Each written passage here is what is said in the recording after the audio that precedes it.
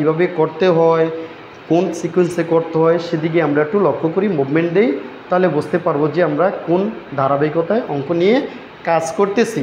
চলো বন্ধুরা, আমরা যদি দেখি সমাধানের অঙ্ক, যদি আমরা দিকে তাকাই সমাধান, তাহলে আমরা দেখব কি x square plus x plus one equal 0, x square plus x plus one equal 0।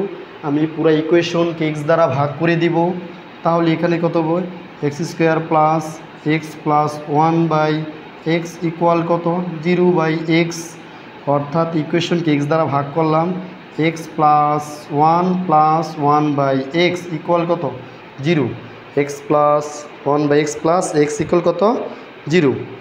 প্রিয় শিক্ষার্থী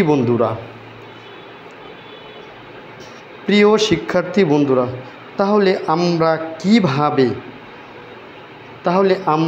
কিভাবে এই অঙ্কের ফলস প্রুফটা প্রমাণ করতে পারবো বা পারবো না, সেটার উপরে ডিপেন্ড করবে অনেক কিছু।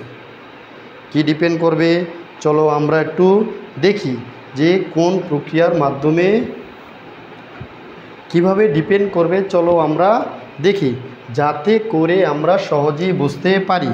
তাহলে এখানে আমি যদি এক্স প্লাস ওয়ানের মান যদি minus x square plus one by x equal কত 0, কারণ আমাদের ইকুয়েশনে দেওয়া ছিল x square plus x plus one equal কত 0, তাহলে এক্স প্লাস ওয়ানের মান কত minus x square, x plus ওয়ানের মান কত minus x square.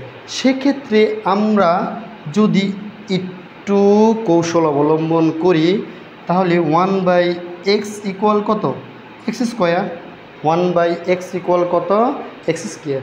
X square সাথে এটার সাথে এটা যদি গুণ করি, তাহলে এক্স কিউব ইকুয়াল তো 1, এক্স কিউব ইকুয়াল কি হয় 1।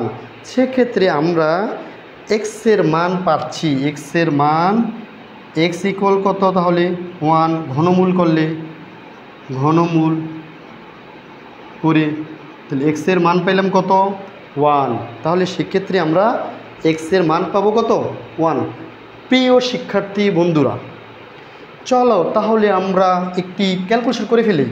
আমাদের সমাধানটা দেওয়া ছিল কত, now x square plus x plus one equal to ছিল 0, তাহলে এখানে কত 1 স্কোয়ার প্লাস ওয়ান ইকুয়াল কত 0, তাহলে 3 ইকুয়াল কত 0, সুতরাং 3 ইকুয়াল কত 0। তার মানে কি, কোন রুলসের মাধ্যমে এটা হলো তোমরা একটু কমেন্ট করে জানাও, দেখি আমরা কি হয়।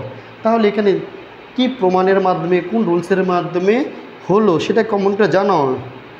তাহলে এখানে কোন রুলসের মাধ্যমে হলো প্রিয় শিক্ষার্থী বন্ধুরা, এটা তোমরা কমেন্টের মাধ্যমে জানাও। কোন স্টেপ, কোন ধারায়, কোন সিকোয়েন্সে, কোন ধারাবাহিকতায় এই ধরনের অঙ্কগুলো সাধারণত প্রমাণ করে নিয়ে আসে।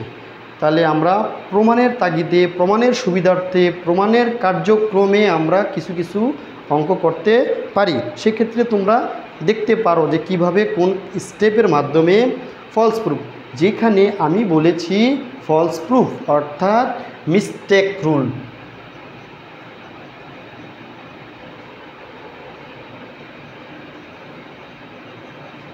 রুল মানে না, যেটাকে বলা হয় মিস্টেক রুলস, অর্থাৎ এই ধরনের অঙ্কগুলোর কেন রুলস মানে না সেটা তোমরা কমেন্টে জলদি করে জানাও, আমরা পরবর্তী ধারায় তোমাকে নিয়ে আসব।